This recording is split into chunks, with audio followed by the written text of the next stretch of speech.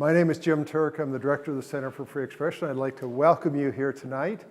This is a new space that the university has just created for our center and for other centers. There's sort of the shared space that can be for meetings or receptions or discussions, and there's offices around up here. So we hope it works well. The space we usually use downstairs was already booked for tonight. So if this works well, we'll use it for more events, and if it doesn't, we'll go back to where we were. I'm really delighted that you're here. This is the, fourth or fifth event we've had this fall? Yeah, fifth.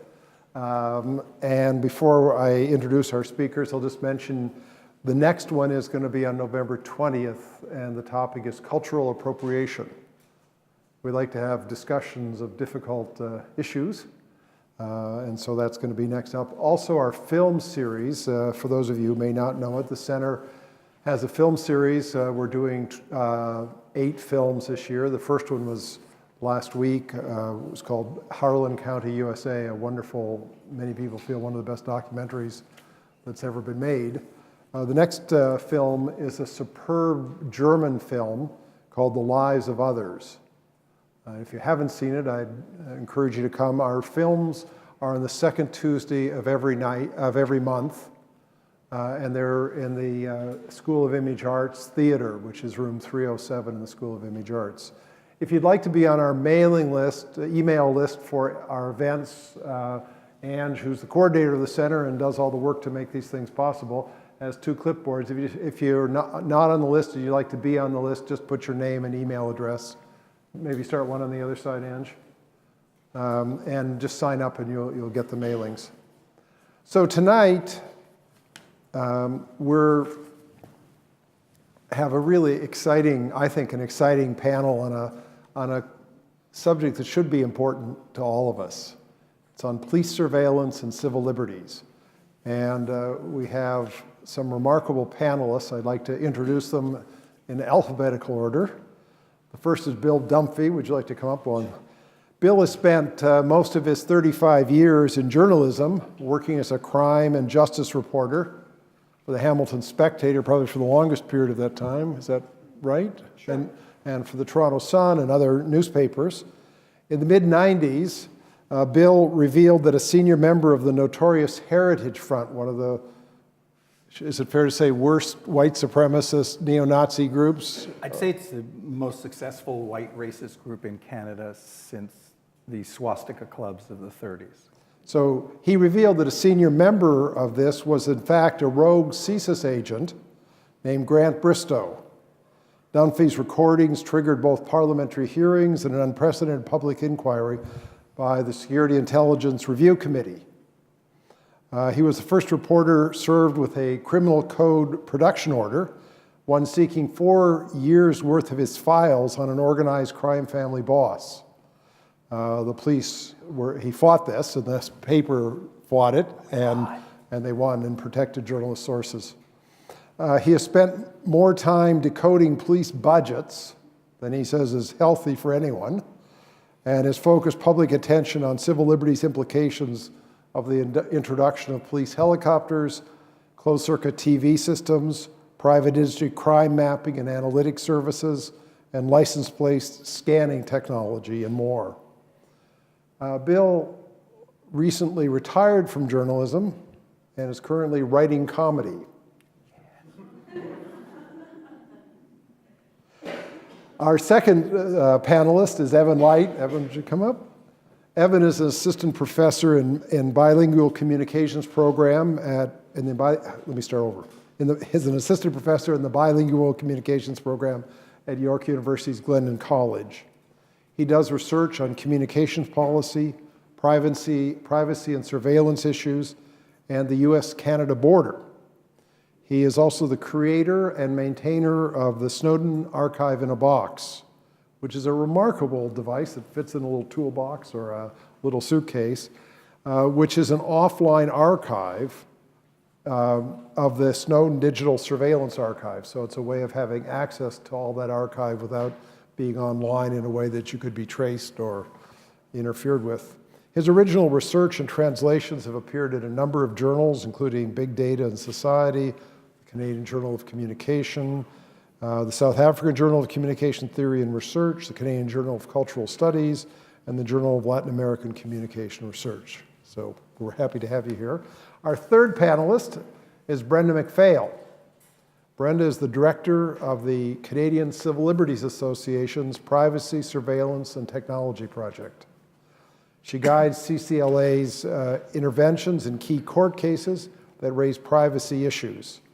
Her research agenda focuses on the social implications of technology, and recent work has focused on surveillance of dissent, government information sharing, digital surveillance, video surveillance, and rights issues raised by artificial intelligence.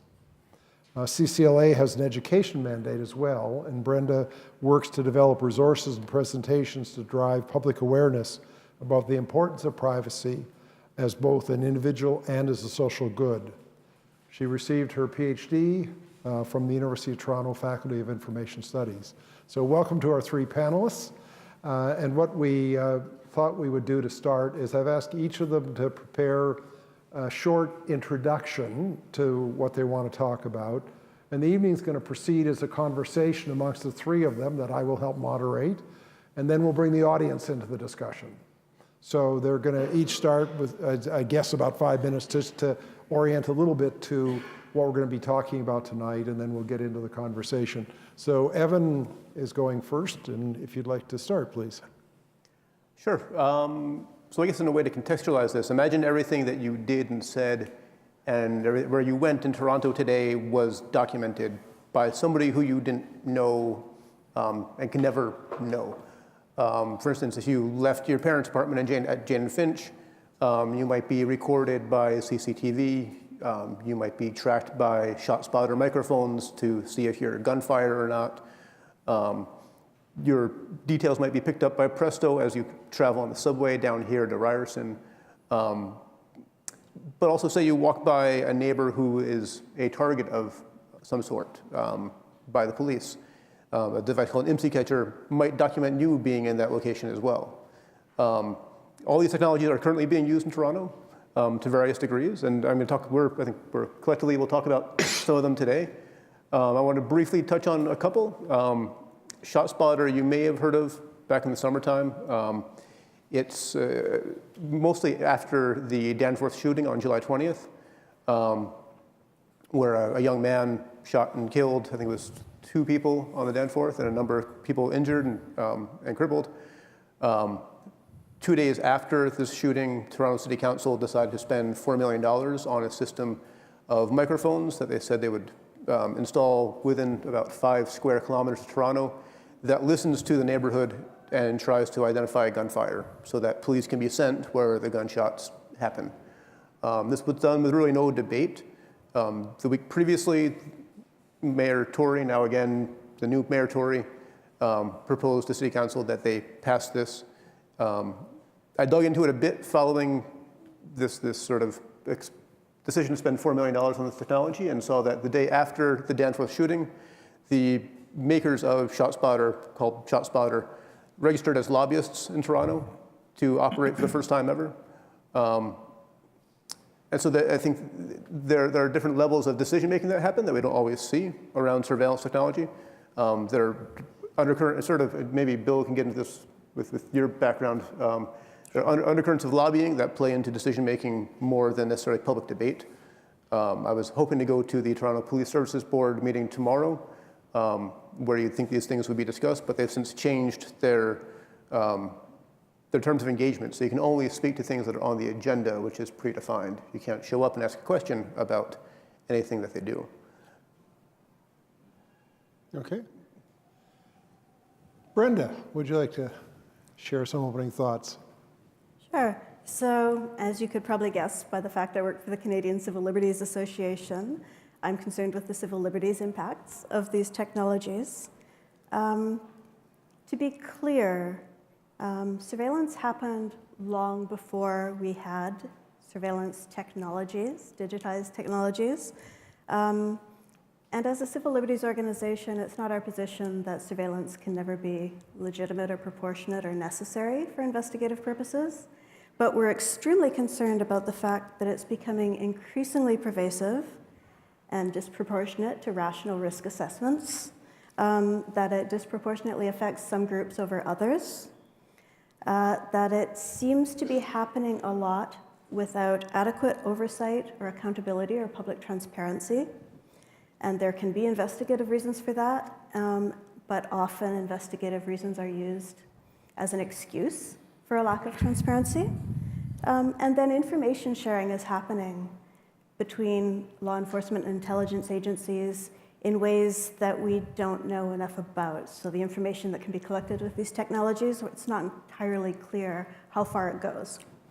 So with that framing, you can probably guess the civil liberties issues that are a problem for us. The first one is privacy. That's the one that people often talk about when it comes to surveillance, of course. And technologies like the IMSI captures or the ShotSpotter that Evan mentioned, which capture people's information indiscriminately, are not targeted surveillance towards someone that is reasonably suspected to be committing a crime, but rather catch the information of everybody who's in a given area at a given time, are of course particularly invasive of privacy. So we're very worried about that kind of technology if it's not used accountably and with appropriate safeguards in place to protect innocent people. Predictive policing technologies, sort of software analytics that scoop up publicly available information, things like Facebook posts, social media, that we share with the intention of giving them to one audience that we know, like our friends or our family, maybe our mom, that are then used by law enforcement, again, generally non-transparently for other purposes, can also be very invasive. So that's another privacy risk of surveillance. But of course, privacy is not, although it's the one that might first come to mind, it's not the only one. So very briefly, the other risks. Free expression. Privacy is a threshold right that helps facilitate free expression. We know that when people are watched, they behave differently. There's actually research data to support that contention. We can talk about that maybe a bit later. But are you willing to attend a public protest if there's a drone with a camera watching you? Some will, but some will be deterred. Are you willing to join a politically active organization if you know that the social media of their members is going to be monitored by police? Again, that will deter some people from speaking their mind or acting politically. So those are the kind of free expression concerns we have when it comes to surveillance. And of course, if the surveillance is pervasive and non-transparent, the risks of that can be higher. Equality rights. Not everybody experiences surveillance to the same degree or in the same way. We know that some people are more likely to be surveilled than others. Young black men are more likely to be watched than middle-aged white women like me. With the proposed expansion of police surveillance technologies, both cameras and ShotSpotter in Toronto, one of our concerns, and it's been very powerfully expressed by the communities themselves, so I don't presume to speak for them, but they have actually stood up and said, this is probably going to be in our communities, and you need to talk to us, because this is not the solution we want. And lastly, due process rights. So if technologies are collecting information secretly and unaccountably, when it comes time to go to court, there have been situations where cases were actually thrown out rather than disclose the use of technologies like IMSI captures. So that's, again, a concern.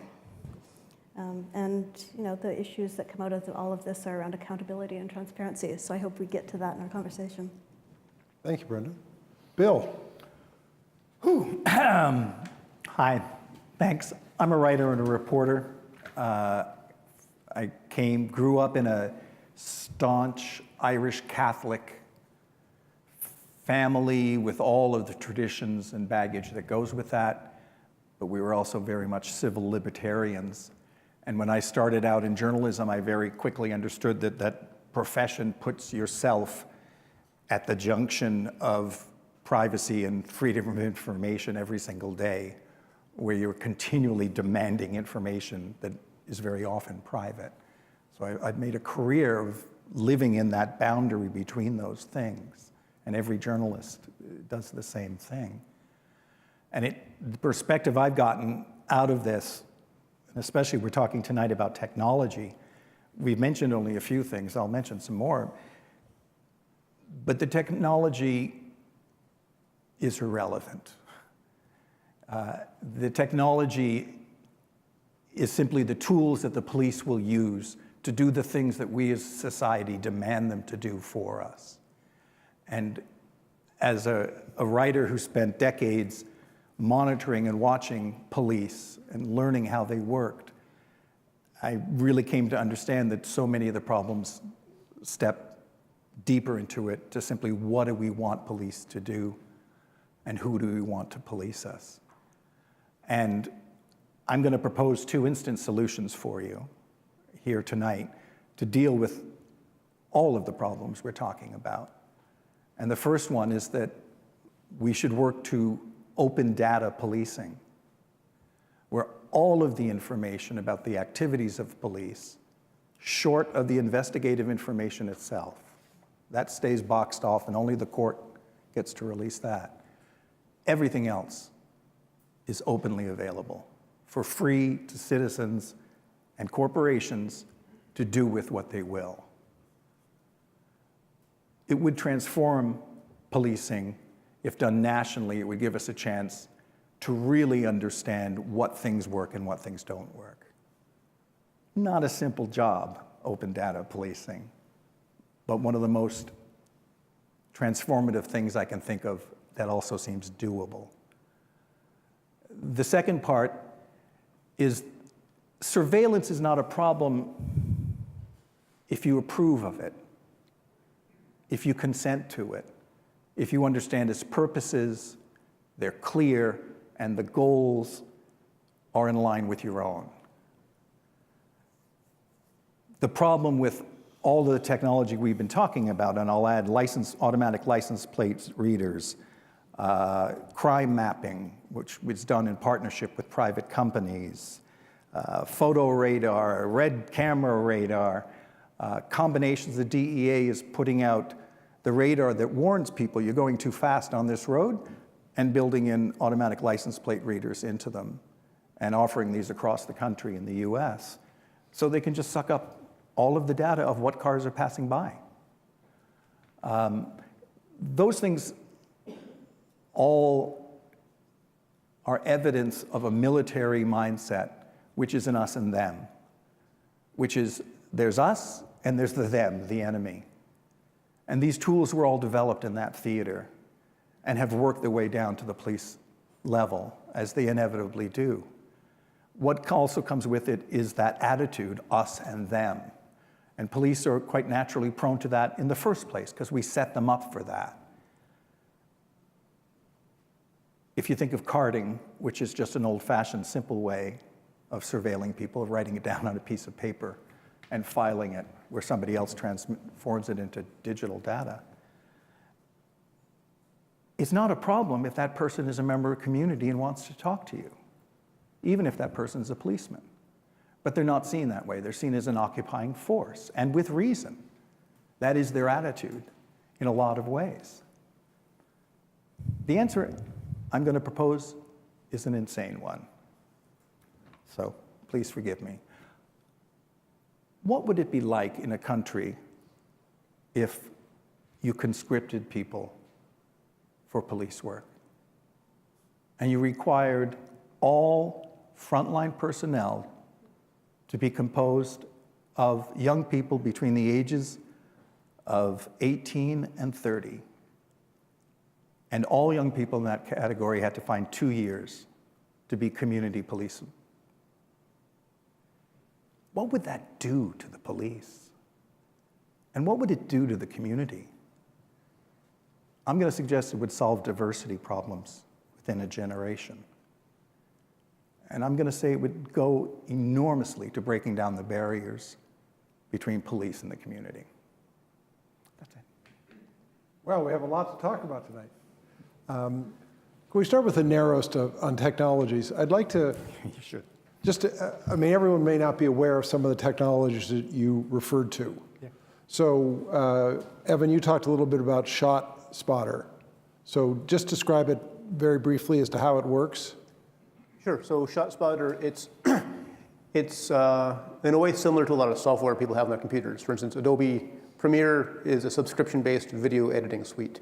You don't install the software on your computer, you subscribe to it. ShotSpotter is a subscription-based gunfire detection system. So a police force buys it, subscribes to it, sets up microphones around the city. The microphones listen to the city and supposedly discern between cars and gunfire. If 3 of these microphones or installations identify gunfire as being gunfire, a recording, they say it's 6 seconds long, is sent to a human being. They're headquartered in California. So this data flies to California over fiber optic cables, is analyzed by a human being to double check the technology. And then the human says, okay, this actually is a gunshot. I'm going to tell the cop in Toronto to go to this location.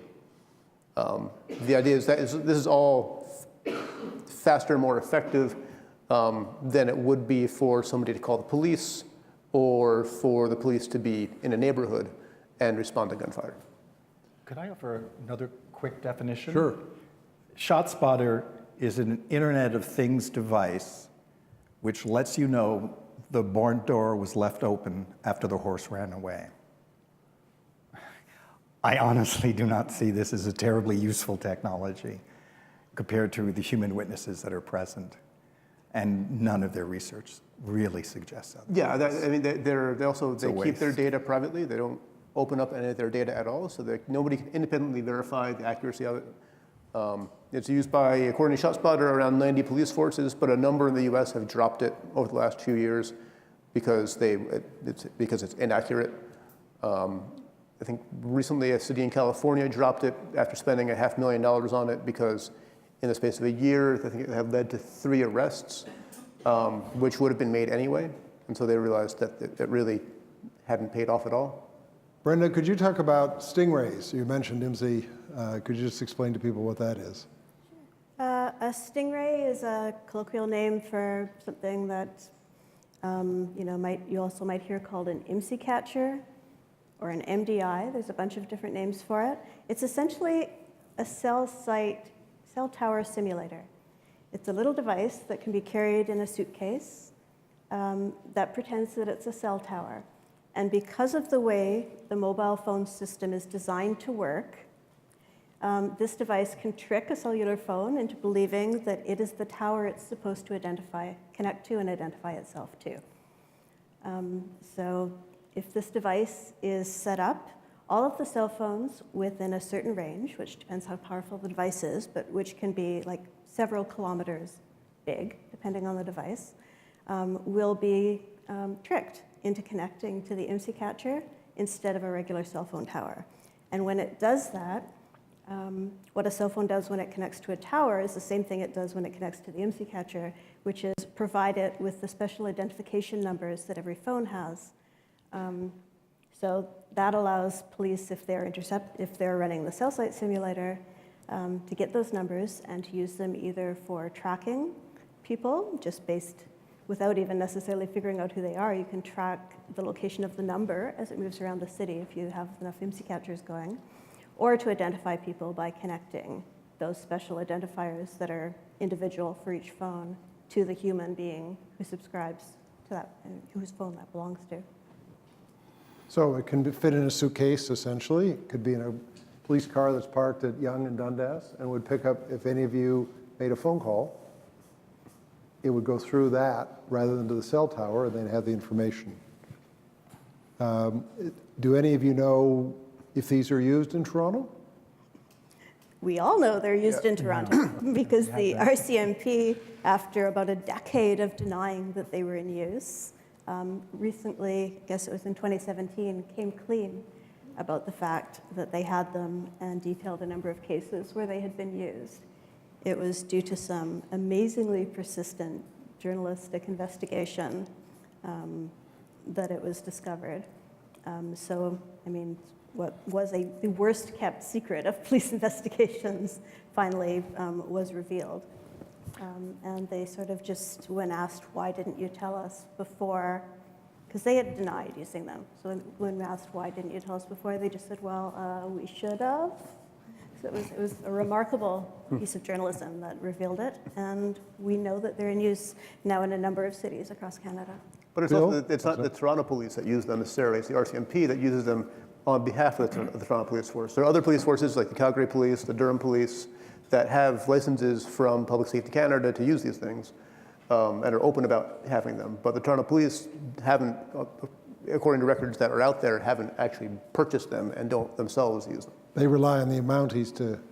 Yeah, and because the Mounties have a national mandate, they can use these legally, technically anywhere on behalf of other police forces. Bill, you had a comment. Well, so the Stingray type technology comes down to police. It's developed for military and national intelligence uses. It gets adopted by Canadian operatives at that level and then moves to the national police.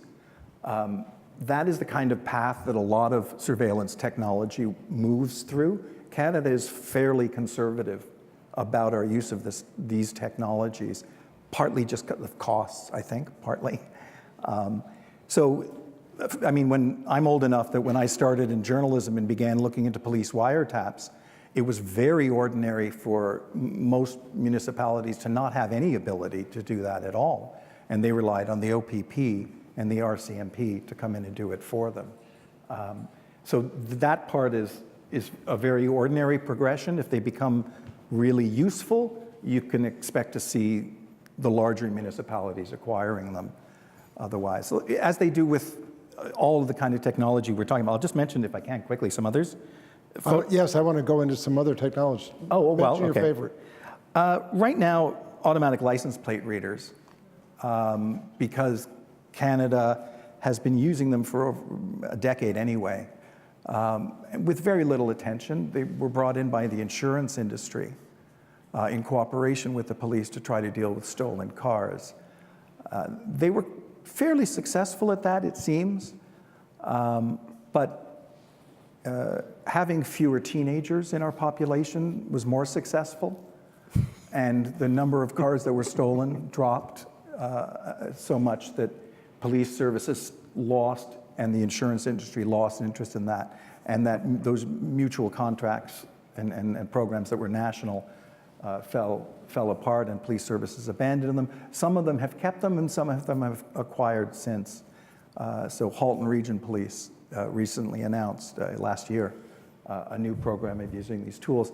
And what they are is basically, you've seen them in Toronto, they used them for years, a patrol car with 2 cameras on the roof that scan, actually there's 4, that scan in all directions and just read license plates and record them in a database. They run them through for flags on certain criminal offenses and other things. It's a massive collection of data, poorly controlled, I would say in general. And it has the capability of being a fishing hole that if police want to find what people did or didn't do, they can go fish in it. And that's how it's used in the Brenda, another technology that was mentioned was closed-circuit TV. Do you have any sense of how widely that's used in Toronto?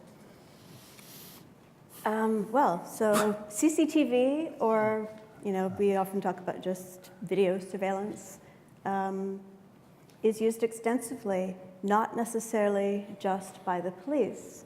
The Toronto Police Services actually have a relatively small number of cameras, 32-ish, I believe at the moment is what is the publicly disclosed number, although they've asked to double that to something like 74 as part of the expanded surveillance program that they're looking at instituting.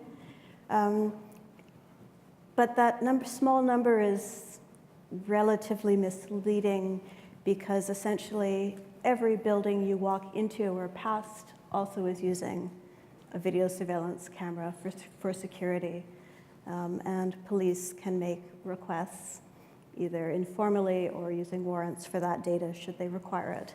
So there's actually although there's a relatively small network of police-managed cameras in our city, there's an extensive network of cameras everywhere we go in our city that could potentially be leveraged for police surveillance, and is certainly collecting data that's being used by private sector actors in ways that are even less well controlled or known. And all cameras that are surveilling you in a public place, I believe, are supposed to have some identification on them. Yeah, we Your did former some. PhD supervisor, do you want to tell them just briefly about that? Yeah, so the professor I did my PhD with has been concerned about video surveillance for a number of years, and he did an extremely interesting research project where they were attempting to determine whether or not private sector organizations, so stores and malls and places like that who have video surveillance cameras up are complying with Canadian privacy law, because our Canadian privacy law says that if you have a camera, if you're collecting personal information from someone, at a minimum, you have to notify them that you're doing it. And you're supposed to also let them know who you can contact if you have a problem with the surveillance or if you want to access your information, which is another private right that we have. And what was discovered in the research is that there was virtually not a single store or private sector organization that was compliant with Canada's private sector privacy law. I mean, at the very least, they have to have a notice Yeah. that they're doing the surveillance and where you get in touch. And Andrew Clement, who was their supervisor, how many years ago, 5, 8 years ago, offered $100 for anybody who could find a single one of the thousands of closed-circuit TV cameras in Toronto that complied with the law. He still has the $100 in his pocket. And things haven't improved. I actually did this exercise with a master's class last year at York. Yes? And not a single one of the 12 people found anything that was legally installed. I did the same thing with the Hamilton Police, and they weren't following the regulations either. To be clear, to be fully compliant, it's not just that sign that you sometimes see on a door that says, smile, you're on camera, or you're being recorded for your safety. There are things that they should tell you, not just that there's a camera, but what the purpose of the collection, who to contact in case of complaints or concerns. So when we say there's no compliance, it doesn't mean no places have signs. Some places have signs, although not all of them, but none of them have signs that actually contain the baseline information that best practice privacy guidelines say they should have. Could I just say about the surveillance cameras, one, if you want to look at the future of it, probably London's a good place to go to in terms of thousands of surveillance cameras and high technology such as the ShotSpotter and cameras that can pan automatically, react to sound and pan towards the sound and zoom in on things that are moving, et cetera, et cetera. What's happening here in Canada and at our local police forces is that police are finding ways to reach out to those private sector cameras and gain access to them. And private sector companies are offering police software platforms that allow them to connect to and access private sector security cameras so that they can put calls out into a neighborhood and get home surveillance cameras that were focused on the street, which they're not supposed to be doing by law, but never mind, and gather that as a way of gathering information. So this is only going to increase for us. Again, I don't think technology is the thing to be afraid of. Oh, we're going to get to that. Answers, okay. Oh, no, I already. Now, one of you mentioned collection of various software analytics information. Could anybody elaborate on that? So predictive policing is a discipline where the use of, algorithms and data can be used to attempt to figure out anything from the hotspots where crime is likely to happen by feeding in past data on crimes and trying to generate, a map of where police patrols should be sent. So that's sort of hotspot mapping. which is sort of the most innocuous form of it, all the way to social media scraping, collecting other kinds of information, buying data banks from data brokers, and running analytics on that to try and detect who might potentially be criminals. The city of Chicago is the prime example of this, where they have a hot list, where they have a rank people, and people who are considered most likely to engage in criminal activity actually get visits by the police just to say, hey, we're keeping an eye on you, and you probably want to watch your step. So it's a combination in that case of data analytics and then sort of intrusive police presence into people's lives based on a suspicion that they might do something wrong, not on the fact that they've actually done anything. Now, Bill, I think you mentioned police helicopters at one point. Is that? I just mentioned that as one of the issues that local communities will have dealt with and maybe remember and have had problems with it. Helicopters became widespread in policing in the US because of the Vietnam War, and they had thousands of war surplus Hueys, and they put together programs to donate all that war surplus to American policing. And that's the large push for militarization of police in the US, and that fed across here. Well, you described the use of a lot of these technologies in Canada as conservative. Yeah, very. I assume that's in relation to the United States, Yes. where it's really an artifact of the enormous expenditure on military hardware that, when it becomes surplus, is made available to the police forces in communities across the United States. Is that right? Yeah, and I mean, if your police force is used to shining, a 15,000 sun power spotlight onto a neighborhood and staying overhead for 20 minutes trying to catch someone who's doing a break and enter, you do think of those people down there as a them. And you do think of yourself as the person, it severely damages, to me, the relationship between police and community. It's just one tool. Before we leave these tools, is there any other tool you'd want to mention? Could I mention the apex of this technology? Sure. Which is China, and I think it's the western province where the Uyghur Muslim population has caused them some difficulty by trying to exist. And they have implemented what they call the social credit system, not to be confused with the Canadian versions of that. The social credit system scrapes commercially available data, police data, government data, and assembles a social credit score for citizens. And that social credit score is influenced by what you buy in the drugstore. So if you buy video games in the drugstore, you get negative points. If you buy diapers, you get positive points. Your social credit score is used to give you access to civic services, like the high-speed train.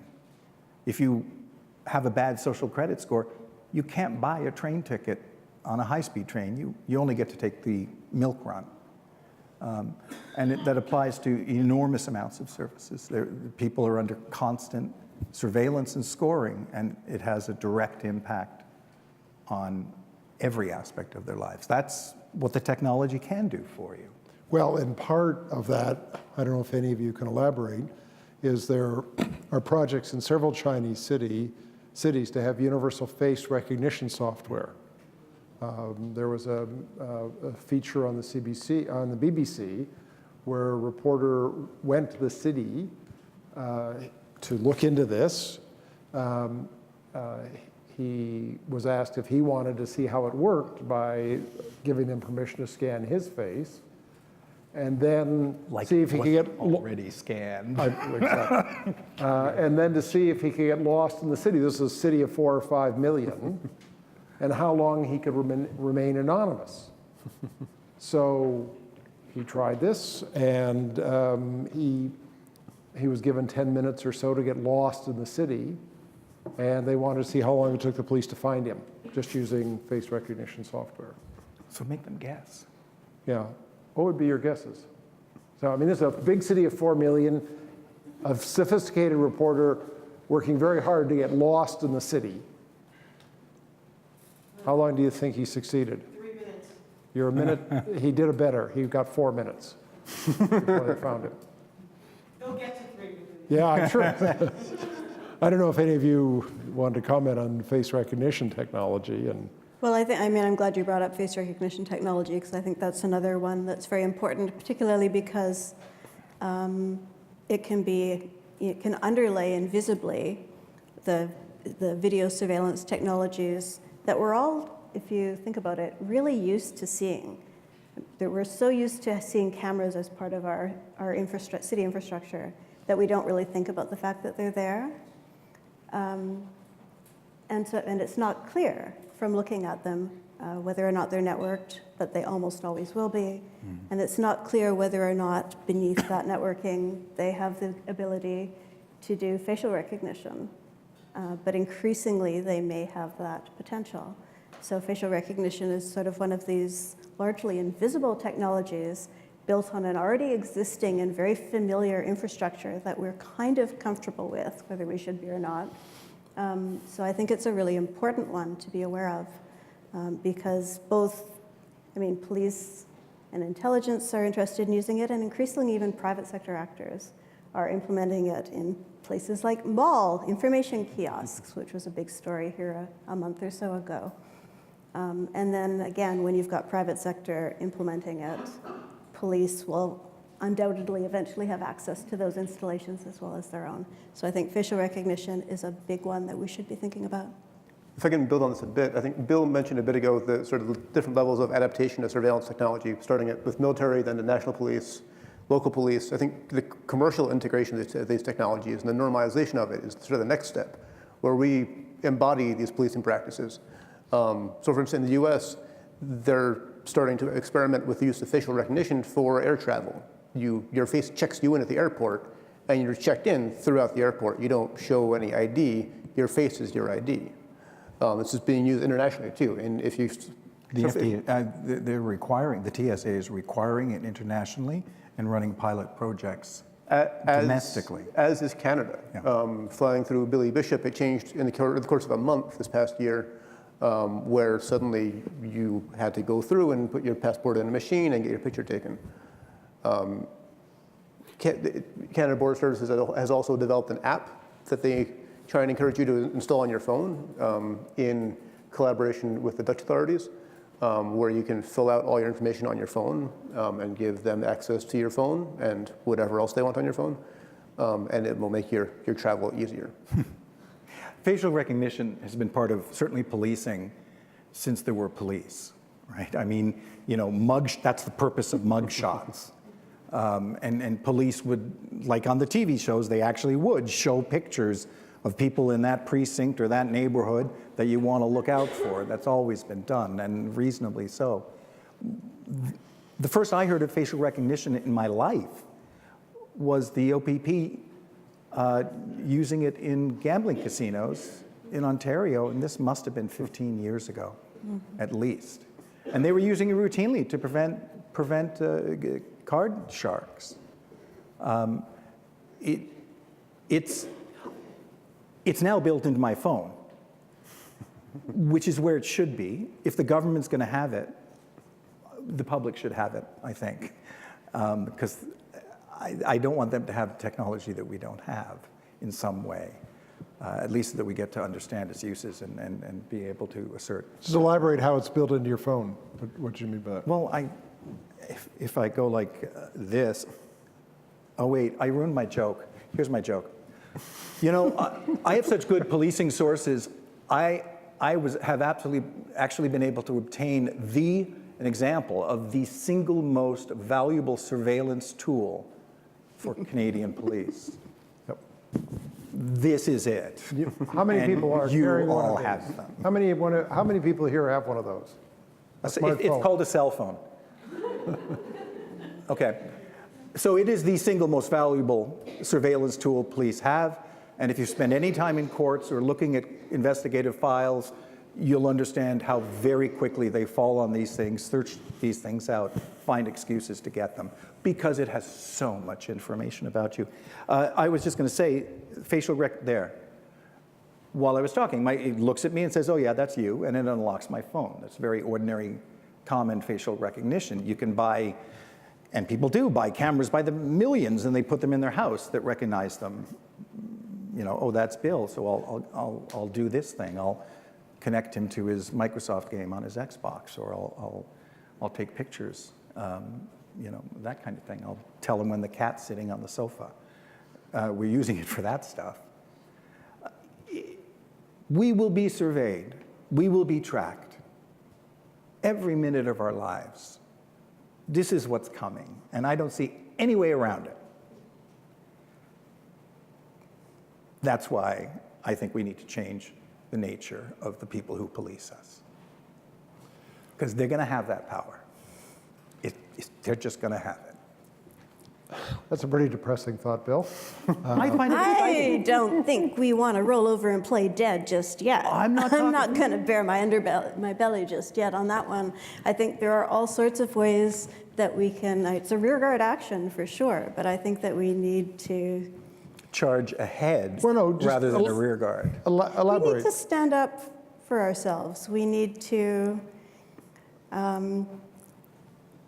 if police want a social license, as you mentioned, to use surveillance and do investigations, then they need to be publicly accountable for it. And I think as a public, we need to stand up for that. So we need, the city of Oakland, California, recently enacted what people are calling the gold standard of a surveillance ordinance, which basically says if police want to buy surveillance technology, which of course they will and for legitimate reason want to do, they have to disclose the fact that they're doing it. There has to be a public consultation process that goes into it. There's some other rules around it that I'm now forgetting. But it's basically a list of rules and processes and procedures around public accountability and transparency that are necessary for the purchase of surveillance technology by police. And how have those rules worked in the form of privacy laws in this country? It hasn't stopped the things we're talking about. Okay, well, True. I want to ask you several questions. So we've been talking about the technologies. Now, an important question is, to what extent do actual police efficiency and effectiveness, are they increased by these technologies? What evidence is there? You mentioned, for example, on some of the technologies like the use of the license plate scanners and so on, there's not clear evidence that that's made a difference. Oh no, there's clear evidence. It can help them catch all kinds of people, and it does, and it's used for that in the state. So are all these technologies unambiguous goods for the police, or some? No, they're terrible. No, I'm not talking about, we're going to get to that, but in terms of their ostensible job of catching bad guys, Yes. are all these good, or are they interest to them because of the broader ability to have this database so as to surveil, even though they're not necessarily catching more crooks, so to speak? So, I mean, that's kind of complicated. It is. If you don't I find it'll really help if you don't worry about motivation inside the police head. No, I'm talking in terms of assessing strictly about their use. whether these surveillance technologies are principally beneficial for catching people thereafter, or are they more part of creating the kind of database that theoretically could be of use, although there's not clear evidence that the social utility of that warrants the intrusiveness in our lives? That's a great way to frame that question. I'd say that the problem with, at least from my perspective, is it's very helpful retrospectively for the police to prove something by having access to the data. They can show that your car was here, that your phone was there. They can compare that to what you're reporting and telling them and show that it's different. They can build, and they do, they build cases like this all the time now. So it's very helpful there. The mass surveillance gives them much broader retrospective ponds to fish in. So it's useful for them. I would say police use just the tiniest percentage of information they collect because they are pretty inefficient about it all. The concerns I have is that when these mass surveillances, is that they reflect and amplify the weakness of the connection between the community and the police. That's where we're going in a minute. Evan, did you have anything to add? Then I want to go to Brenda. Nope. Okay, Brenda, on this point, do you? I mean, I think that it's a really good question. It's one that we should always be asking is, does it work? Does it help? Is the invasiveness of the technology proportionate to the privacy risk that we face as a society? So ShotSpotter is a great one in this example. It's an audio surveillance tool that listens for big bangs. And when it hears a bang, it tells police, there was a bang, and it's probably in this general vicinity. That is billed as a tool to prevent gun crime. How is hearing the bang after it's happened going to prevent gun crime? Well, if you ask the ShotSpotter people about this, and I had the opportunity to do so, they say, well, actually, what it does is it tells police that there's been a shot, and in many large American cities, a lot of gunshots go unreported. So it's helpful for police to know that these shots are happening. It allows them to go into communities where they don't normally go because the shots aren't being reported, establish a presence, tell people or ask people, are you okay? We heard shots. Is anyone in your neighborhood hurt? And they pitch it as a tool to facilitate improved relationships between troubled communities and the police. Well, that's an interesting theory of a community policing strategy that may or may not happen, but it's in many ways largely separate and nothing that police couldn't do without the extremely expensive technology that tells them where there's been a bang. So I think it's an important thing for the public to be skeptical and critical about whether or not these tools work, whether they're going to meet the claims, especially when it's proposed, a day before and past 3 or 4 days after there's been a horrible, tragic shooting in our community. People are afraid. And it's really easy when you're scared to grasp at straws, to look for the solution that somebody says is going to help. We need to be more critical than that. We need to think it through. And to be able to do that, there needs to be some transparency about the way these things work and the fact that they're going to be used, which doesn't always happen. So, implicit in all of this, and we haven't elaborated, all this creates a potential threat to civil liberties. So the question is the threat inherent in the tool, or is it in our culture and how police and others see the legitimacy of these tools and how they should be used?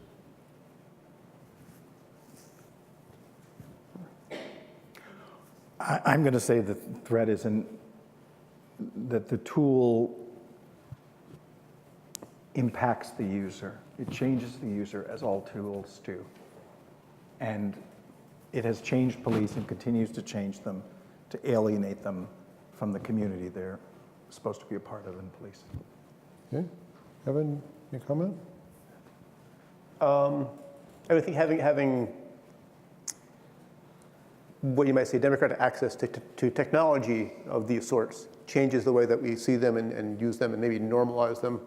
For instance, with IMSI catchers, you can buy an IMSI catcher online on Alibaba for anywhere from $1,000 to 60 grand. These aren't things that just are police tools anymore. You can build one. You can buy what's called a software-defined radio for $48, and with a little Linux know-how, have one running on your laptop. So these tools aren't super specialized anymore. The tools and the practices behind them, I think, are things that people are starting to adopt. One of the things I do is try and build tools to scope out the situation. So in this box here, I have an IMSI catcher, an IMSI or Stingray catcher. They couldn't see that. It's a system called SITCH, S-I-T-C-H. It's developed by an open source developer in California named Ash Wilson. So this thing is currently scanning the airwaves around us looking for fake cell phone towers. It hasn't found any. The other tool? Show them that. Okay. But back in April, there were 2 days of tool? G7. Sorry. Back in April, there were 2 days of G7 security preparatory meetings at University of Toronto happening. And I decided to go for a bike ride down Bloor and past a bunch of embassies through U of T. And what normally didn't give me any alerts was suddenly there was a lot of weird stuff happening. And I remember standing on university next to the US Embassy, watching this device disconnect from a regular cell phone tower, connect to something else for 30 seconds to a minute, and then reconnect to a normal cell phone tower. And thought, I think I just connected to a Stingray.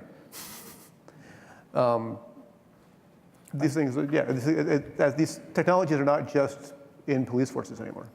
I just, as a cute aside, if you want to, I think, see one in action, is downgrade your phone to 3G or 2G and go by CSIS headquarters on Front Street. Because I used to have a really cheap cell phone, and anytime I would go by on the Gardner, I'd lose my signal just then. And I'm sure it was because it was connecting to a fake, a catcher. So the last thing I'd like to do before we bring all of you into this discussion, Bill, you've been making reference to, these technologies are just not neutral things, but they change the users of them. Mm-hmm. Could you elaborate and perhaps others comment on that? Well, I mean, I think I've kind of said it pretty clearly. I mean, it's a simple truth that tools change the user. That's just anthropology 201 maybe, I don't know. But we've seen it in police. We've seen the evolution from a beat officer who was part of the community and known by name, at least on the commercial street, devolve to, well, we wanted them mobile, just like we took infantry and put them on horses and in tanks and carriers. We want them mobile, cover a lot of territory very efficiently. And we broke that connection. And the military type tools that we give them keep breaking that connection further and further apart. You add into it society's economic and racial stratification, and then suddenly you have the police force that we have now, which is just not working. I think so some of these tools have potentially very pointed political uses too. I'm thinking that in current day Ontario, I'm thinking the MC catchers, for instance, can be used to send text messages to people who are at a protest. This happened in Ukraine during the revolution in Ukraine, where people at protests would get text messages saying, hey, you might want to go home. We know you've been here. And you don't need to be a police force. You can be anybody with an MC catcher and do this. The most advanced surveillance cameras that the Hamilton Police Force owns, that they've ever been public about anyway, is a portable one that sits on a little box, like a generator box on wheels you can attach to a trailer. And it was built and designed specifically to provide mass surveillance of public demonstrations. And that's something you can just plug. You have the data, you have the feed, now you can plug it into whatever you need if you're going to use facial recognition, for example, or simply try and identify every individual present. This is very... Brenda, did you have anything you wanted to add? I mean, I think when we're thinking about whether technology influences society or society influences technology, it's important to remember that it is not separate from us. We dream it up, we make it, and we choose to use it. And just as easily, or maybe a little not quite as easily, we could choose not to use it. There's a big convention of data protection officers happening in Brussels right now. And in the keynote speech, the Europe's data protection supervisor, whose name is Giovanni Buttarelli, which is a delightful name, said, not everything that's legally compliant and technically feasible is morally sustainable. And I think that's a really important statement to remember when we start talking about these kinds of technologies, because the fact that we can make it is kind of cool. I like tech, I like gadgets. The fact that it's legal is a product of our democratic process in Canada, how we develop our laws and regulations. But whether or not it's ethical and morally sustainable is a separate question, and it's one that we increasingly need to grapple with as it becomes increasingly possible to do more and more with these technologies. The question shouldn't always be, hey, can we do it? It honestly, at some point, has to be, should we do it? And the answer to that sometimes probably should be no. And it should be a public discussion about that. It shouldn't just devolve to those who want to use it to determine that. I think that was the point some of you were making earlier. Do we have a chance as a society, in a democratic society, to have a voice on those things? One of the areas that the center is now doing a lot of work on that some of you will know about is a project called Sidewalk Toronto, which is a partnership between Waterfront Toronto, which is a combination of the federal, provincial, and municipal government, and a subsidiary of Google to create a new community down, it's from Parliament to, what, Cherry? South of the Lakeshore, I think. Lakeshore. So undeveloped land, which could be a totally surveilled community in the name of making a better community. So everything from trash cans that monitor what's put in the trash, surveillance on cars and how they go by. I guess they'd hook up the whole Internet of Things of how often you use your refrigerator. All these massive data would allow planners to have a more efficiently run city. And it would be Google who amasses all of this information on all of us and can combine it with other things. And so if you're interested in any of that, just go to our website, cfe.ryerson.ca, and click on under issue Smart Cities, and it'll tell you a little bit about that. So that's another direction the use of these technologies go, totally apart from policing. I just wanted to end our part by thinking of the transformation of policing. You know, if you watch a 1940s or 50s or 60s movie about the UK, you see the UK police don't even carry weapons. Yeah, that's what we need to. You go to a demonstration today, and you see this cadre of people dressed in Darth Vader costumes, who are the SWAT teams, highly militarized, or even beat cops now with their bulletproof vests and police on the back. I mean, they really look like military figures. Police recognize the uniform as one of the levels in their use of force wheel. They call it officer presence. And it is an acknowledgement and recognition that the uniforms do inspire, that they are a form of force, because it implies the coercive powers of the state. And the uniforms have increasingly taken a set designer's interpretation of that coercive power. Now, one of the things you mentioned, Bill, however, is it's easy to blame the police for this, but we actually create the system that puts them in this position. I don't know if any of you like to end with a comment on that side of it. How about we get the police we deserve? Okay. Well, anyways, we've covered a whole bunch of White things. people do. If any of you would like to raise questions, make comments, Ange has a microphone. She'll bring it to you. This whole session is being recorded. It'll be on our website as a podcast, as all our sessions are, so people who aren't here tonight can see the discussion. We already assume even if we don't podcast it, other people can see it. So we might as well let the public see it. So if you have any questions or comments, just put up your hand. Ange will bring around a microphone. If you could just identify yourself and then make your brief comment or question. So we'll start there and then back over there. Hello, I'm Colleen. A couple of weeks back, I was watching Marketplace, and they were doing a program on the smart house.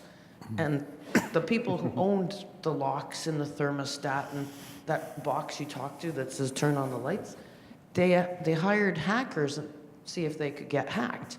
Well, sure enough, the 3 hackers managed to get the password and all this.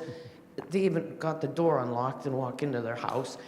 And when he was there, he says, this is really serious. This is how bad it is. And he talked to the box, whatever that box is called, and said, order me 50 cases of wine. And it's tied into her credit card, her bank account, da, da, da. So with police and privacy, can they use this smart technology to their benefit? Oh, Go ahead, whoever wants to. well, yeah. So we consent to massive tracking of ourselves and our lives. Every single one of us does. And we consent to it for massive, we consent to that massive tracking for, oh, that's so nice of you, for commercial purposes. So we can debate that, but we've all signed into that and signed on for that. The failure to safeguard them and to harden them against the attacks you're talking about is a big and real problem that is slowly being addressed, but that industry is starting to address it. But it'll always be open to hacking because that's what hacking is. Police understand that, and that's the fishing ponds I was talking about. So they've used Fitbit data to convict a man of murder by looking at his heart rate. They've sought the snippet recordings of Alexa in murder cases in the hopes that they overheard something that would be evidence. I mean, yes, if that data is there, police, and quite rightly, right? If you have a suspect and you're trying to solve a serious crime, why wouldn't you get the information that's available? This doesn't surprise me at all. And I just bought my first smart home device 3 days ago. So I'll just deal with it. If I can build on that a little, this data is also being created in more coercive ways. So there's an emerging industry called connective insurance that was in a way pioneered by Desjardins in Quebec with auto insurance, where they gave people rebates for installing a tracker in their car that would monitor their driving habits. We have that. This started in Quebec maybe 7 years ago. Today, it's a booming industry in the US, where Fitbit has a whole health services arm now. Qualcomm, who makes the chips that are in most Android smartphones, launched a prize a couple years ago to get teams to develop basically a smart home health system, saying that basically they want the home to be the future of health scanning technology. So your home will be able to scan your body and see if you're ill and transmit this data somewhere.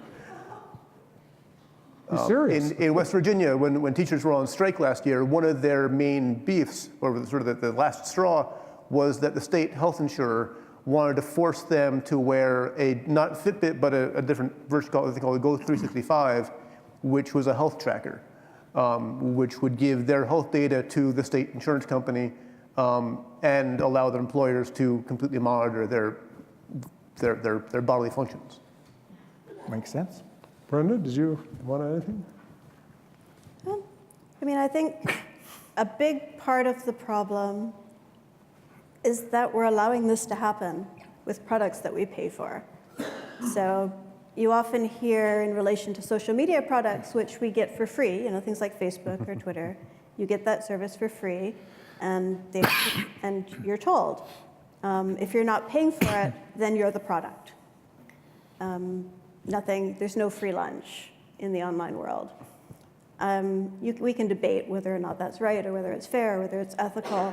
But increasingly what's happening with the Internet of Things is that even when you're paying large buckets of money for the product, you are still also yourself the product of data collection. And I've been in rooms with executives of Internet of Things companies where they're very open about the fact that part of their business model is selling the gadget, but the bigger part of their business model is collecting the data from the gadget and figuring out how they can leverage it themselves or whether they can sell it to somebody else.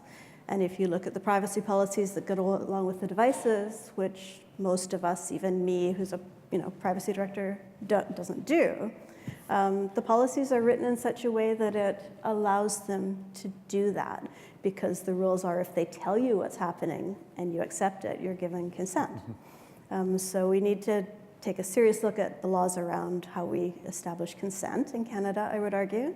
And we need to start being more wary consumers and demanding of the products that we're paying for, that we have options, that we can opt out of this data collection, that we don't have to give up all the convenience of these really cool new things because we want to protect, the last vestige of our privacy. So there's the next question was back there. Yes, the woman with her hand up. We're now back there and then over here.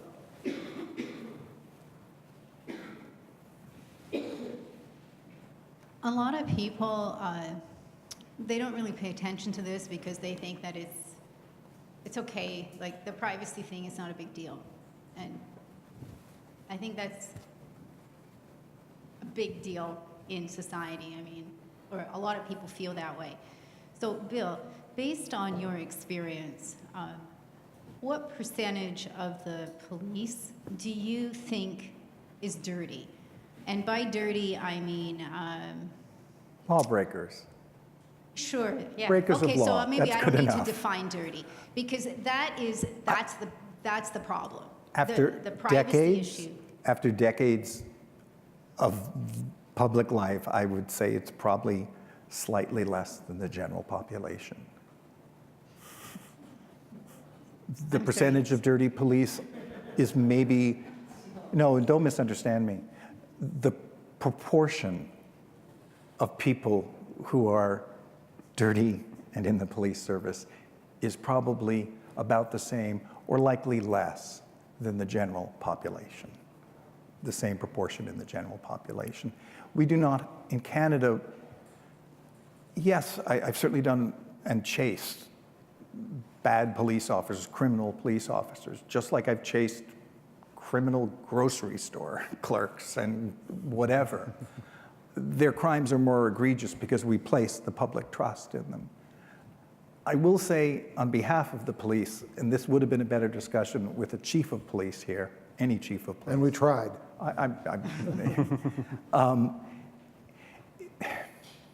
They are the most surveyed people in our country. If you were a police officer, you live under behavioral restrictions and social constraints, and then workplace constraints that very few of us would put up with. And then we added body cameras, right? It is, let's not forget that the people who you're complaining, and I do complain about it, that we complain about surveying us are themselves deeply surveyed. So that's what I meant when I mistakenly suggested to Jim that it's better not to put motives. We don't need to solve or deal with this problem by imputing any bad motives to the other players in this, right? They're part of our country. They're honestly, generally doing their best to do the job we give them. So don't waste mental energy on that stuff. Focus on what actually is done and whether that's good or bad. Okay, the way I next. approach it. Hello. So I'm a professor here in FCAD in the School of Creative Industries, but I don't have a creative industries question. It's okay. Professors can talk about other than just their own exactly. I field. could just talk about anything right now, and you might listen to me, which I've been doing all day. That's a side note. So my question is, sorry, the journalist, the writer, I can't Bill. remember. Bill. Bill. Okay, Bill. To your point about fundamentally changing policing and this idea of having young people, I guess, see it as something like the whole conscription idea, right? Where it's something that like a duty that they put their 2 years, whatever it is, being police. Which speaks to this idea of diversifying what we consider to be who our police are in the first place, right? And I think while that sounds really wonderful, we have a black police chief, and I can say this, not that any of you can't, but I can really say this, that crime has never been, in my perception of it, whether it's real or imagined, it seems worse since he's been police chief than any time in the last 5 years, whether, again, that's real or imagined, right? I'm going to say imagined. Right. Some would disagree, but that's neither here or there. So my point is, and even the way he presents himself, as a black person, I don't feel represented because there's a black chief, is what I'm saying to you. So this idea of diversity and what that means, I think one of the difficulties in a conversation about policing is that for black community, policing means something very different to most people. Even the concept of surveillance probably means something very different to me than it might even mean to you, right? And so when we have these conversations about the public and having public consultations, a lot of times black people laugh when we hear public consultations, because if anyone's heard of Africville, they consulted and they still did what they wanted to do. So sometimes that's also a problem. So although this is kind of traipsing off into the away from the technology discussion, I just wonder in general how we actually deal with the civil liberties issues in our society that don't even relate to policing, just in general,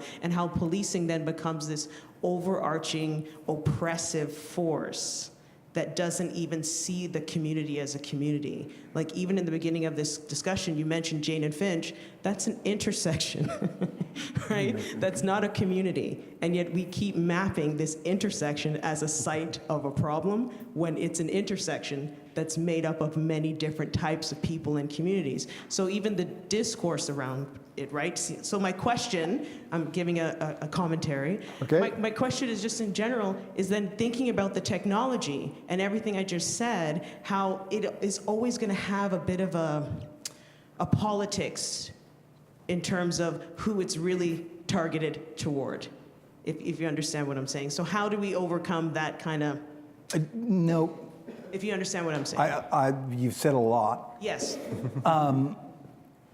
So, because you only get the mic once, so you have That's right. Gotta get your money's worth. and I get it way too often. So whatever you want to enter. I'm going to take advantage of that. I'll say that I want to just mention one thing about diversity and why I mentioned diversity. Police are not diverse. Police do not reflect the communities they police. Police do not often even live in the communities they police. So in my crazy notion, conscripts would work and police the communities they live in. If you're a police employee, you live in the community you police. So surveillance becomes something completely different. Black, white, Somali, whomever you are out in the city, the 160 languages or more we have in the city, you have seen the enemy and they are you, right? I think that can be transformative. And that's what I meant by diversity, because we're all going to be part of it. So that is, to me, is the definition of diversity. As to the technology, and I'm sorry, I probably differ with all my panelists on this, it's a red herring, right? I honestly don't think technology. You know, there's a famous saying it's called the Ray Lama, I can't remember his name, law, which is that we all always overestimate the impact of new technology in the short term and underestimate it in the long term.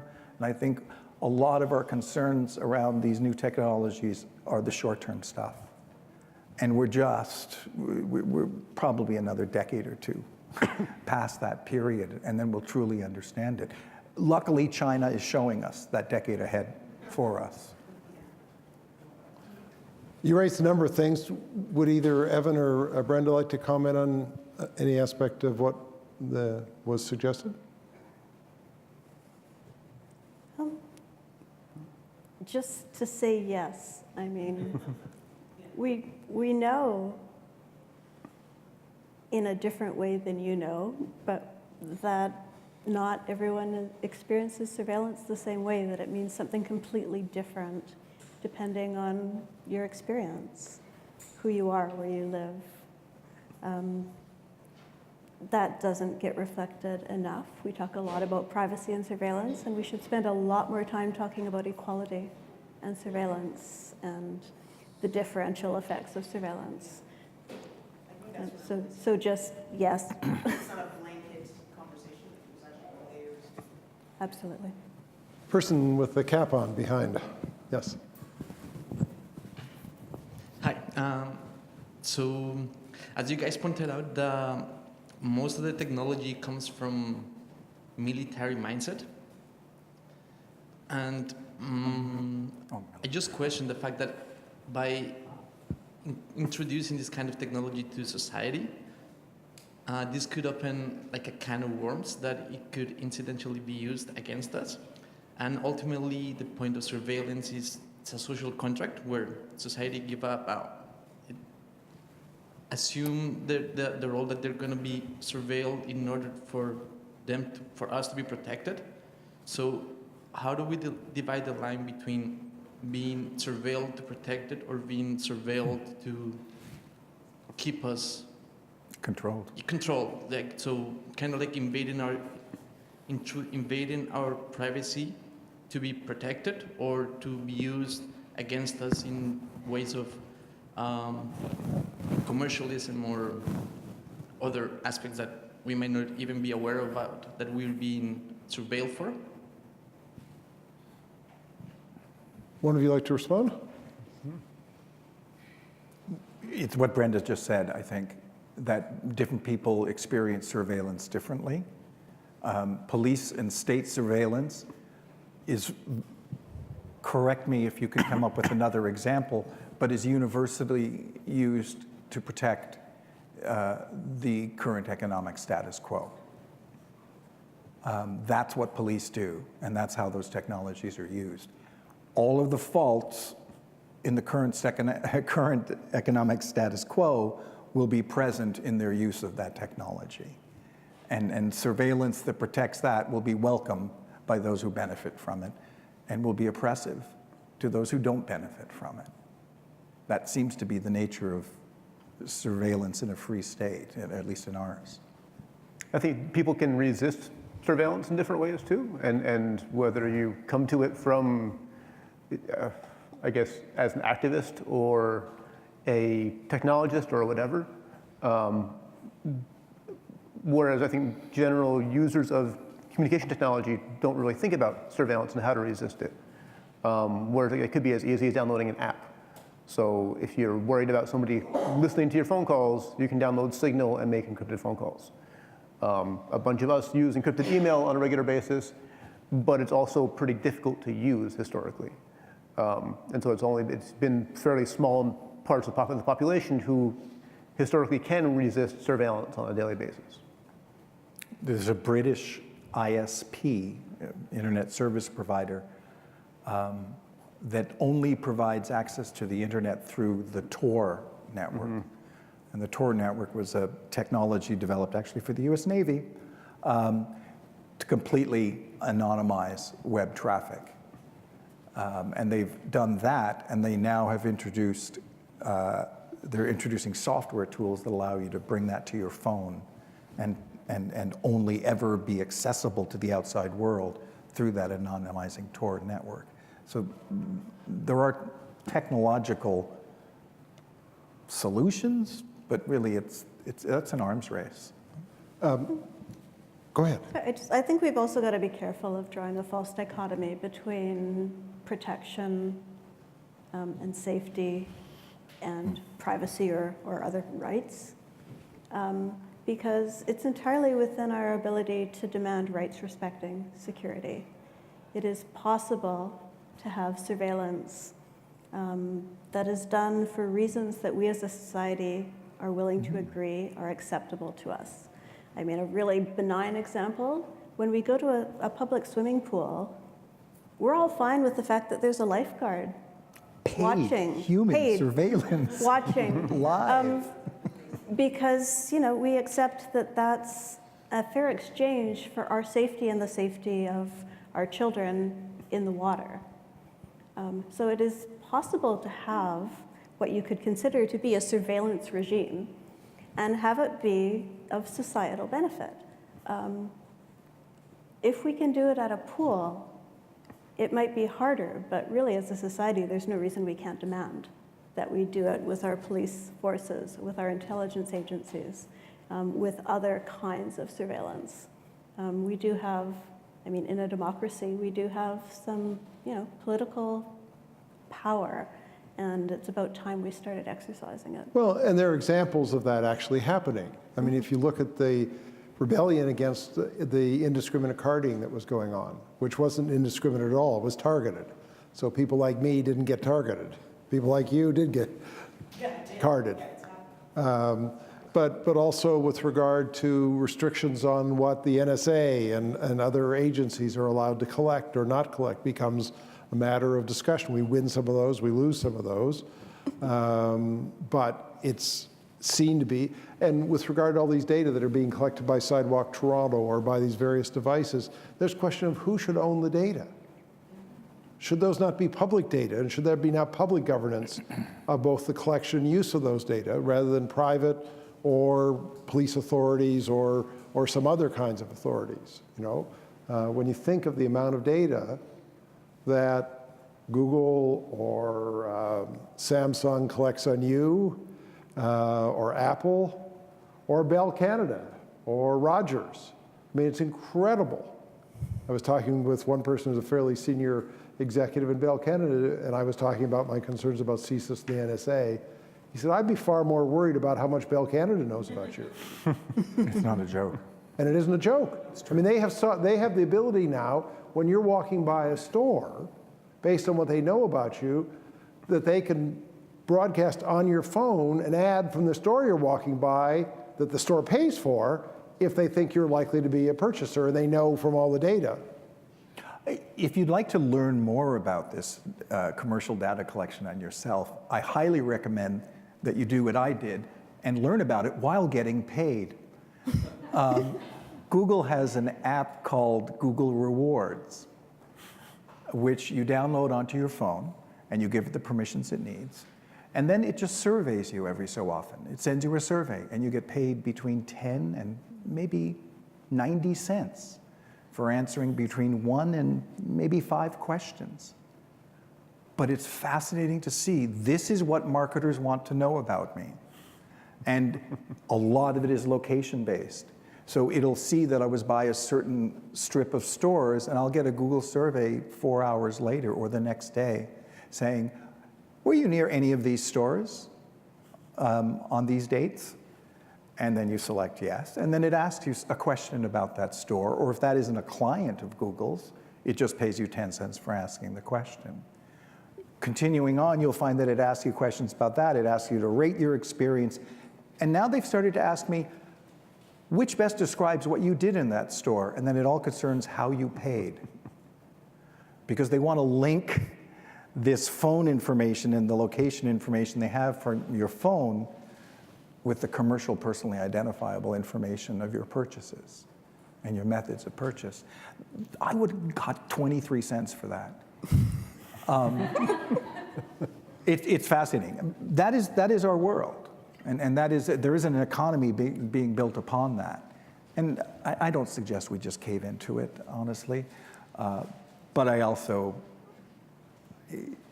it's just going to get more deep. But we have to have more of these discussions if there's any hope of any public control of these things, or else they're just being done to us. And now there was this right there, and then the person in the black coat here in the middle. Hi there.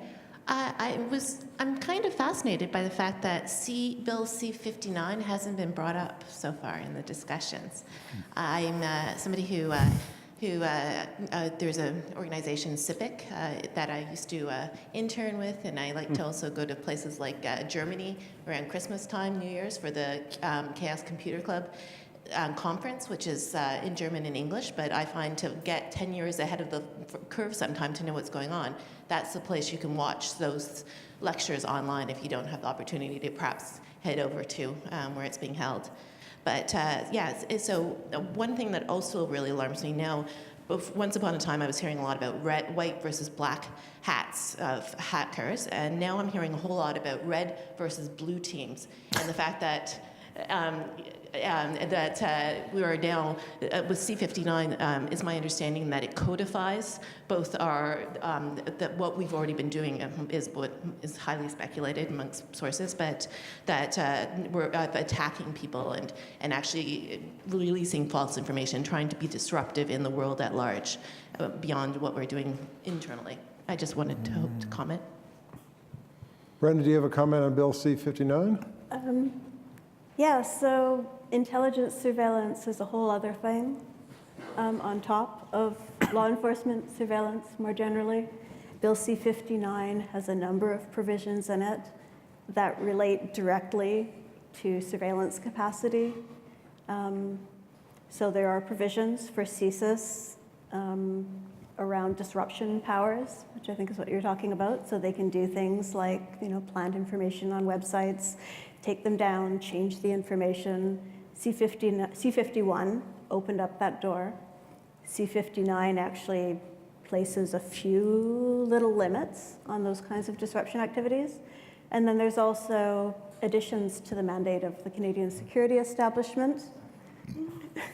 Well, I think they want me to stop talking. We started talking Somebody about doesn't the like what Canadian you're Security talking about, Establishment, Brenda. and the lights went out, speaking of surveillance. Just automated.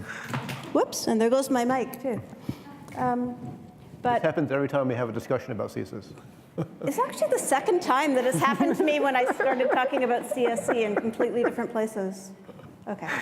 But yeah, so the CSE is being given powers both for active hacking and defensive hacking of networks, which, speaks to what you're saying as well.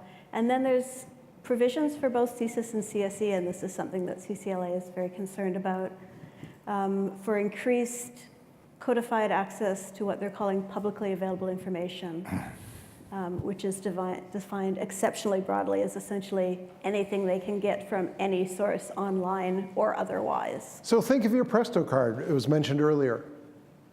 Anyone who has access to your Presto data knows every place where you got on a streetcar or a bus or a subway, what time you got on it, what day you got on it, when you got on the next one, so it was able to track and fit it in, given that your cell phone, your smartphone, lets anyone who has access to those data know where you live, because it can specify where you spend 6 hours or 8 hours between midnight and 4 in the morning or 6 in the morning. So those data are all public data that can be accessed and create a very accurate picture of every aspect of your life. Tokens. Yes. You touched on this a bit already, and I'm mainly asking this because I was at a lecture earlier this week where the guy was talking about how in order to circumvent these things, he was using like Mozilla Firefox, which is a not-for-profit and doesn't track you the way like Google Chrome does, or there's a site called DuckDuckGo, I think he said, where like you can... It's a search engine.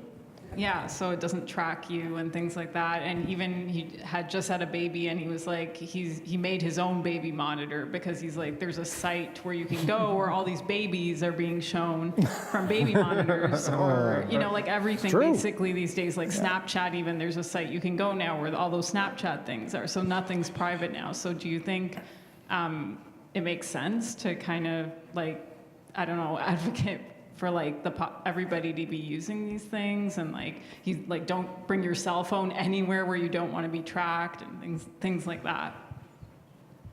Short answer is yes. And as was mentioned earlier, there are some easily usable things. So instead of using iMessage or Facebook Messenger, use Signal.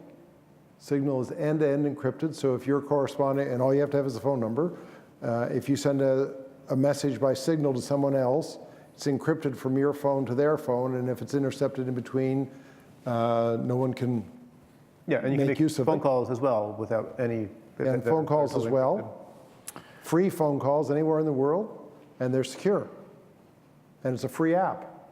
Just go to the App Store or the Android equivalent and download Signal. Make sure your phone is encrypted and doesn't use face unlock or fingerprint unlock, and requires a PIN code to get access. So how many of you use a PIN code as opposed to a fingerprint or face? Because you should. One of the other things in the United States, if you go across the border, although you'll probably not be allowed in if they want to see your device and you don't give it to them. I was going to say the other thing is don't cross the border. Right, well, but if you do, you cannot be compelled to give your password. But if you can access your phone with a fingerprint or your face, you can be compelled. Those aren't private. in the That's US. right. Now, but the bottom line is anyone growing into the United States can be asked for access to their device and their passwords. And if you refuse to give it, they can take your device. You'll get it back a month or 6 months or some period later after everything's been downloaded from it and examined. But you have no rights whatsoever. Was it the CS? Who was it who? There's a really good, do we have it on our website, Ange?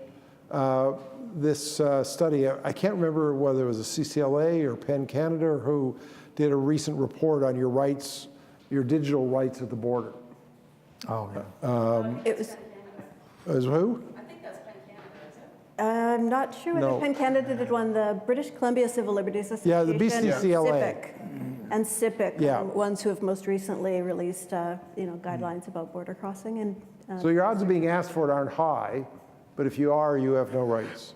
And if you think of the information about you in your cell phone, your whole life, or much of your life is there, and suddenly is now in American police hands, and shared with how many agencies? Something like 34, and governments in 4 or 5 other countries. When I was working white supremacists, I was given a photocopied phone book of one of the Canadian leaders because he was dumb enough to carry it across the border. And I'm a reporter, and I was able to get that. So digital information, honest, just give up. No, don't give up. don't give up. I use Signal all the time. Don't give up. There's also What I just meant one to of- say is be public.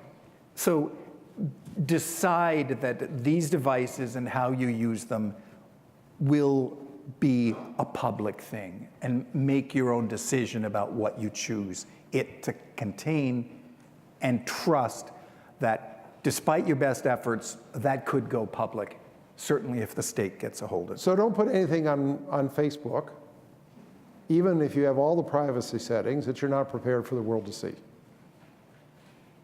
Right? Yeah, I just, I don't on the use internet, I'm fully clothed and out in public. I mean, that's how I view it. This is, anybody can walk in and talk to me, anybody can see what I'm doing. And then So, but there are other things you don't put on precisely because it is public. I would Like not your naked admit to self such a taking a thing in bath. an open forum. But there are things you do. I mean, using Signal is one. There's also secure ways you can use email. There's several end-to-end encrypted email services that are free. The one I use is Proton Mail, Proton mail.com. You can get it for free. And if you communicate with anybody else who uses it, it's end-to-end encrypted, so what you send is fully encrypted to the receiver, and Proton Mail in its server doesn't have the key, so even if their records are seized, they can't reveal what you have. So this is an email service as good as Gmail, free and secure.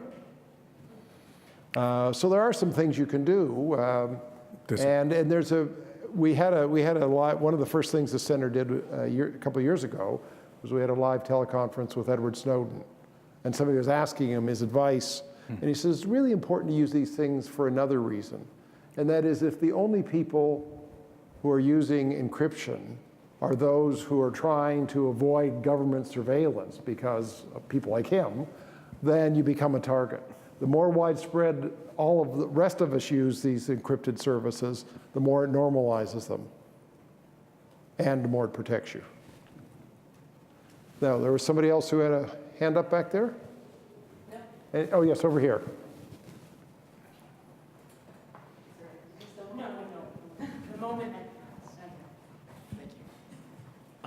So kind of going back to talking about like the police force and like our civil liberties on a local scale as far as like the city goes, I wanted to ask if any of you, because I'm new to the city, so I'm aware that there has been like a growing increase in like public concern over like crime in the city. And then as you mentioned, I think Evan, the $4 million that the city has put into the ShotSpotter. If any of you know how much the city spends on these sorts of surveillance, because or at least like the police force, because it is like our money, like taxpayer money, that goes to funding these programs that in turn infringe on our privacy. And then I know, Bill, you already talked about the effectiveness of surveillance, but if any of you have any information in regards to the use of surveillance by the city, as far as like, has it helped with stopping crime or leading to convictions? The only thing I know about the city's or the RCMP's use of MC catchers on behalf of the city is what the Toronto Star was able to get after appealing. I think they first filed an access to information request maybe 3-4 years ago and were rejected, and they appealed for 2 years and finally got these documents maybe this past April and passed them on to me over the summer. And it was basically, they said, there are 2 cases in court, we won't give you anything. And the third case was a missing persons case where somebody went missing.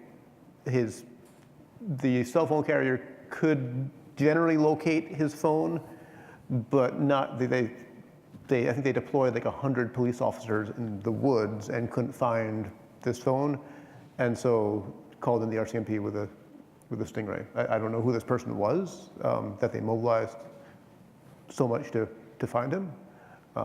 Where you have other missing persons cases in the city, Bruce MacArthur cases in particular, where this surely hasn't happened. In terms of other systems, I personally don't have any idea.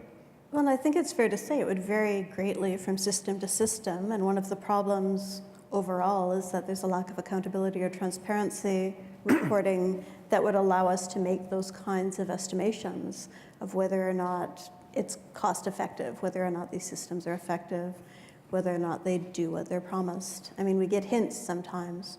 So somebody mentioned at one point earlier body-worn cameras. So the Toronto Police Service did a pilot a couple of years ago about body-worn cameras. And then they issued a public report. And they essentially said that the biggest hurdle for implementing body-worn cameras in the City of Toronto would be that there would be an astronomical cost for equipment and for maintenance and for data storage and for administration of the data. So in 2016, they didn't go forward with that. Now, very recently, in the Toronto Star, it was published that they've sent out a request for tender, so they're looking for vendors for this technology. And they said, data storage might be a little bit cheaper now. A couple of years have gone by. We could look at cloud solutions, so we're going to check this again. That's a long way of saying there are sometimes, for particular technologies, windows into what it looks like or what it costs, and you have to dig for them. But also with regard to body cameras, there's been a good deal of research into how useful they are. When people take a cell phone video of an alleged crime or inappropriate behavior by police, the response is always, well, that doesn't show the context, it's only partial, it's really unclear what that means. The same applies to body camera imagery. And whether it gets turned on or turned off and at what points, but also what it captures. And there was one really interesting project where they used body cameras, they simulated certain events, one where the police were being attacked, another where it was phony, and the ability to discriminate between the two was very low. So there is interesting research raising questions about the utility of them, totally apart from the cost. I mean, they seem like a good idea to us, but the evidence isn't necessarily clear that they are actually achieve what they're intending to do. So there's research like you could Google that and have a look at that research. I think we could connect your question also to the question about C-59 to an extent. One of the interesting things I think C-59 does is create the idea that surveillance should be regulated in some sort of way, that there should be an independent authority that oversees these things. And there are a bunch of, across the world, there are a bunch of intelligence regulators being created right now. whereas there wasn't before. Things were pretty much rogue. And that you could look at municipal policing, city policing, as maybe it should be regulated the same way. Instead of having the Toronto Police Services Board, which looks or runs the police, maybe you need a separate group that looks at the way that surveillance happens. In the UK, there's the Investigatory Powers Tribunal, which is a judicial authority to which people can actually appeal for legal recourse with regards to surveillance. Okay, any other questions? One, sorry, did you have your hand up too? So, wait a minute, just a second. So, last two questions. So, this woman had her hand up, and then you, and then we'll call it quits. This has already been touched on a little bit, but I was just wondering if any of you, Bill spoke on it a little bit, had suggestions or potential solutions to bridging that gap of who is and who isn't affected by the surveillance. Well, not who isn't, but who's affected more than others. Yeah, I'll repeat it. Open data policing, so we're able to actually track what they're doing and do it nationwide. The other thing is police that are their community. And my suggestion, wild as it may seem, is a form of conscription to ensure that that happens and to change the culture in policing. I mean, we do know from the military that conscripted armies do behave differently than professional armies. Especially at home. Especially at home. If they're sent at home. I mean, you've seen that in revolutions everywhere where the army, a conscripted army, they can't turn them against their own population because they are the same. And they have to bring in elite units to do that, to do that kind of work. Just to follow up on Bill's proposal of open data policing, I think you do need some level of radical transparency to actually understand what happens. Whether it's at the city level or the federal level, you can't even really know, I think, to an extent, whether encryption works if you don't understand how the state operates within its black box. Is anonymity actually real? Unless you have real transparency on the part of the state, you don't know what the apparatus is really capable of. Okay, last question. Yeah, sorry, I'll make this quick, but there's a concept I haven't heard talked about here, which is judicial authorization, right? MC catchers are not operated in a vacuum. There were some very good stories in 2017 published in the Globe and Mail about certain judicial authorizations which were sought for use of MC catchers. One in a Toronto case. Whatever was said, about the specific search warrants sworn by Toronto police about, yeah, we're going to bring in an RCMP guy. He's going to run it in bursts. It's going to happen. And before that, a Montreal case where same authorizations were sought. So basically, a police officer had to go get authorization from a judge to use a MC catcher. And then when the bad guys got arrested, bad guys got to go to court and challenge the technology in court in a way that actually helped sink the case because of disclosure issues. So does anybody, I just think if we need to address on some level in this conversation whether the fact that judges and defense lawyers get to challenge these technologies, does that lend any, does that mollify any of the concerns expressed here on any level? I think the problem isn't that they're challenging the technology. The problem is that the cops aren't willing to divulge their use of the technology. This has happened in a bunch of cases in the US where murder cases get dropped, drug cases get dropped because police forces sign non-disclosure agreements with the manufacturers of this equipment. What's the point of using it if you're not going to use the evidence in the end to do your job? I don't understand. But the answer to that question is they often will use devices without authorization and therefore can't use the information directly in court to get information that they can then go to see if they can find another way to legitimately get it. But in other words, to be fair, that's usually the national level That's right. acting, right? Yeah. It's not the municipal police forces running around with these IMAI catchers. I mean, it's the RCMP doing it for one purpose and maybe learning of these things and going, hey guys, you know what you can do? That seems to be the way that part of the leak. But I think that there is a bigger ecosystem than people know. I mean, I have FOI documents that show a bunch of requests. So in Canada, you can ask, as a police force or an entity of some sort, you can ask Public Safety Canada for a license to buy or own or sell an MC catcher. Not to use it, but you can apply for a license to get the thing. And between 2009 and 2013, over 200 entities in Canada applied for these licenses. To yank it back to warrants for a bit, I mean, warrants do help. Judicial authorization is a good thing. It was very helpful. One of the questions that we had about MC catchers before, the awesome journalism that broke the story that they are indeed in use was whether or not these things were used with a warrant. And it turns out that while there was a period where they weren't, it went back and forth. At present, and theoretically moving forward, there is a warrant process, a judicial authorization process. And as a legal advocacy organization for CCLA, we did find that reassuring and helpful. But I think it's still important to recognize that there are cases in which the police know more than the judiciary about the technology.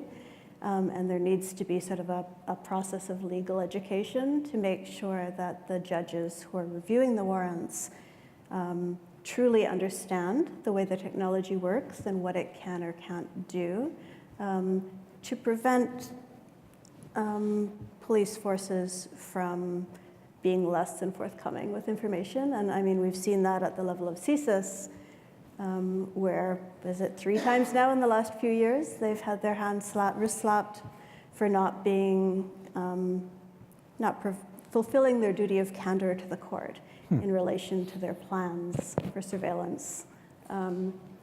Most of those cases weren't specifically about how technology worked, but just about what they were going to do. But I mean, we do have precedent in Canada for surveilling bodies not being fully forthcoming with the judiciary. So while warrants are an extremely important part of the process, I think there are still some concerns relating to honesty and judicial education that persist. So I want to thank all of you. You've been a wonderful audience, lots of really good questions, comments, and I hope you'll join me in thanking our panelists for a very informative evening.